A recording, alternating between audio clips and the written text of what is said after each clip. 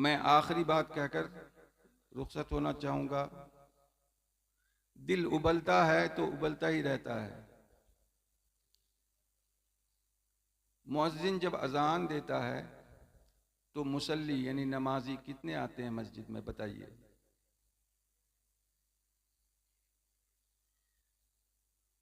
मोहल्ले के लोग अगर मस्जिद का पेट नहीं भरेंगे तो ये मस्जिद कल क़यामत में शिकायत करेगी और हमारे वजूद से जहन्नम का पेट कल भरा जाएगा।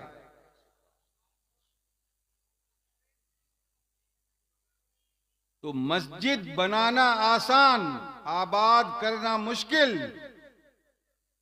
तो मस्जिद बनाइए भी और आबाद भी कीजिए। कल से नमाज कज़ा मत कीजिएगा बेटा। कल क़यामत में दामन पकड़ूंगा कि मैंने तुमको नमाज की दावत दी थी। मेरी बेटियों, नमाज कल से शुरू करो, बल्कि आज से, कल सुबह की फजर से। बीवी अगर बेनमाजी हो, मसला मालूम है यहाँ कि मुफ्ती साहब बैठे हैं, पूछिएगा। हुक्म है कि बीवी को मजबूर करो कि नमाज पढ़े। अगर तुम नमाज नहीं पढ़ती तेरे हाथ का खाना नहीं खाएंगे। शौहर को यह हुक्म है। नमाज गायब, कलमा गायब, दुरूद गायब, सच गायब, तो बरकत कहां से होगी? कल से नमाज पढ़ो बेटा। सुनो जवानों, बच्चे, बेटे, तुम्हारे लिए एक हदीस सुनाता हूं प्यारी। दुरूद शरीफ पढ़िए सल्लल्लाहु अलैहि वसल्लम, सल्लल्लाहु ताला अलैहि वसल्लम। अशाब, वो जवान जो जिंदगी गुजारी फी ताअतिल्लाह, अल्लाह की इताअत में, कल क़यामत में अर्शे इलाही के ठंडे साए में वो नौजवान सांसें लेगा। अल्लाह का अर्शे इलाही, अर्श उस नौजवान को ढांप लेगा। उस नौजवान, लड़का या लड़की, जो लड़का लड़की अल्लाह की ताअत में अपनी जवानी गुजारे। ये खुशखबरी है बेटे आपके लिए, ये खुशखबरी है, इस पर अमल कीजिए। और एक चीज मैं बोलूंगा जो हमारे समाज में बहुत आम है और मोबाइल ने तो और आसान कर दिया है, झूठ। मालूम है झूठ की नहुसत, झूठ की मार कितनी गहरी होती है। जब इंसान एक दफा झूठ बोलता है, रहमत का फरिश्ता कई कोस, कई मील दूर भाग जाता है, इसलिए कि उसके मुंह से जैसे ही झूठ निकलता है उसके साथ एक बदबू निकलती है और रहमत का फरिश्ता उस बदबू से दूर भाग जाता है। तो सुबह से शाम तक हम झूठ बोलते हैं, बरकत कहां से आएगी? बोलेंगे झूठ, मर जाएंगे झूठ नहीं बोलेंगे। डट जाइए ईमान पर। या अय्युहल्लज़ीना आमनू सुम्मस्तकामू वला ततनज़्ज़ल। ए ईमान वालो, जब तुम ईमान लाओ ना तो डट जाओ।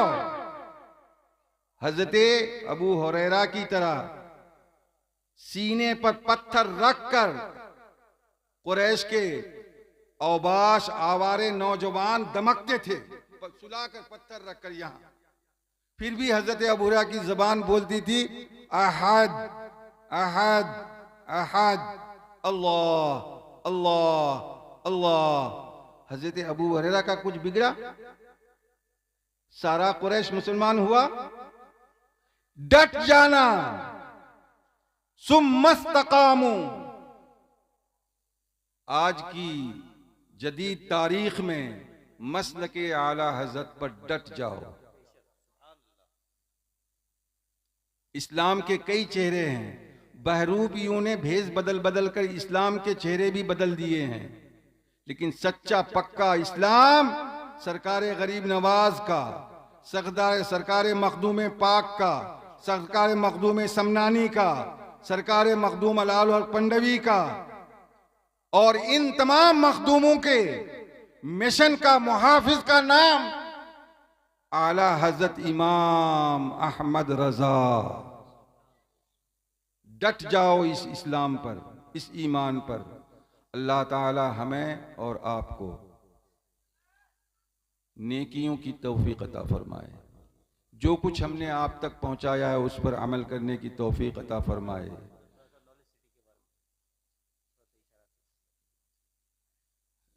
वो आप बोलिएगा, आप बोलिएगा। हाँ, जो कुछ हमने बोला है, जबान और दिल अगर एकसां है, एक साथ है, सिमिलर, तो वो है सच, वो है हक, वो है सिद्क। और जबान और दिल में अगर जरा भी फर्क हो उसको कहते हैं निफाक। निफाक समझ रहे हैं ना? मुनाफकत करना, हिप्पोक्रेसी। मैं मौली साहब हूं या आप आम लड़का हो बेटा, हम दोनों एक हैं, एक बराबर।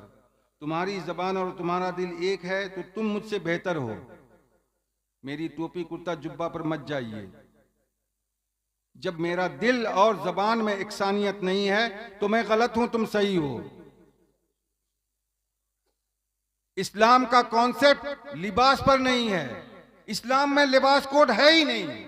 शर्ट पहनो, पैंट पहनो, चड्डी पहनो, धोती पहनो, पजामा पहनो, लुंगी पहनो, चाहे जो पहनो, लेकिन दिल तुम्हारा नूरे ईमान से जगमगाना चाहिए।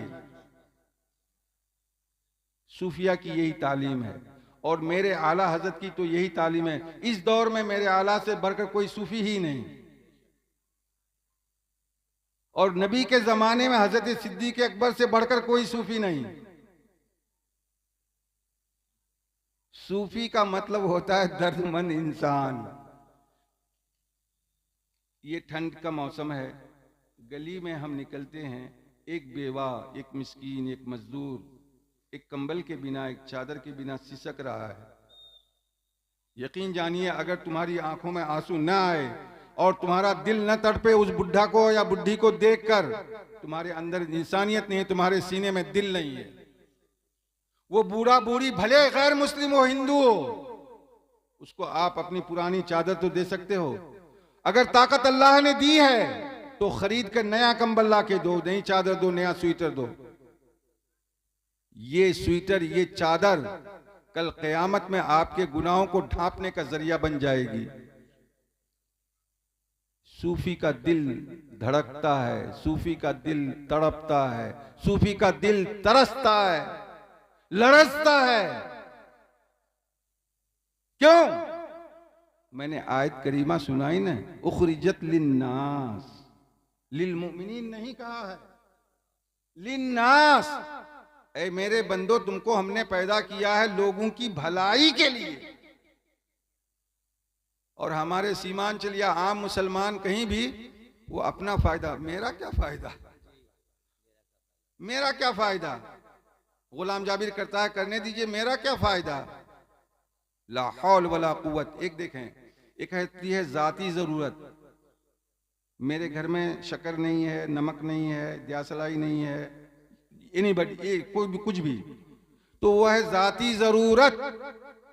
और अगर एक मोहल्ले या गांव में अगर कब्रिस्तान नहीं है, अब यहां की मैयत 3 किलोमीटर आगे जा रही है, यह है जमाती जरूरत। मस्जिद नहीं है, 5 किलोमीटर दूर जा रहे हैं जुमा पढ़ने के लिए, यह है जमाती कौमी जरूरत। ठीक है? और दूसरों को फायदा पहुंचाना, मुस्लिम हो या गैर मुस्लिम, यह हमारी मुल्की जरूरत। अकीदत एक अलग चीज है, जरूरत एक अलग चीज है। इन दोनों में फर्क करना सीखो, फर्क करना समझो। हजरत फरमाते हैं, उनके हुक्म से मैं सुनाता हूं, अल्लाह कबूल फरमाए हमारी बातों को, हमारी मेहनतों को, हमारी आहों को, हमारी सिसकियों को, हमारे आंसुओं को अल्लाह कबूल फरमाए। बोलिए आमीन। आमीन बोलो मेरे बेटे, खवातीन, मेरी बच्चियां, आमीन बोलो। अगर जो कदम उठाया गया है, जो कॉन्सेप्ट, जो सिस्टम यहां लॉन्च किया गया है, सीमांचल की तारीख और तकदीर दोनों बदलने के लिए अल्लाह फरमाता है उस कौम की हालत उस वक्त तक नहीं बदलती जब तक वो कौम खुद अपने हालात को न सुधारे। तो आज अगर हम पसमानदा हैं, गए गुजरे हैं, गरीब हैं, मजदूर हैं, भिखारी हैं, धुतकारे जाते हैं, तो इसमें कसूर किसका है? हमारा है। सुबह उठते हैं, मोबाइल खोलते हैं, पिक्चर देखते हैं, अजान की आवाज आती है, मस्जिद तक पहुंचने की नीयत नहीं होती, इरादा नहीं होता। तो जब आप मस्जिद में नहीं जाओगे, खुदा का के घर से बुलावा आ रहा है, खुदा के नाम की आवाज पर लब्बैक नहीं कहोगे तो पूरे दिन तुम्हारे लिए मनहूस साबित होगा। खुदा की पुकार, खुदा के घर की पुकार पर तुमने लब्बैक नहीं कहा, आमीन नहीं कहा, हाजिरी नहीं बनाई, अटेंडेंस नहीं बनाया, फिर तुम्हारी रोजी में बरकत होगी, तुम्हारे काम में अच्छाई होगी, तुम्हारी औलाद वफादार होगी।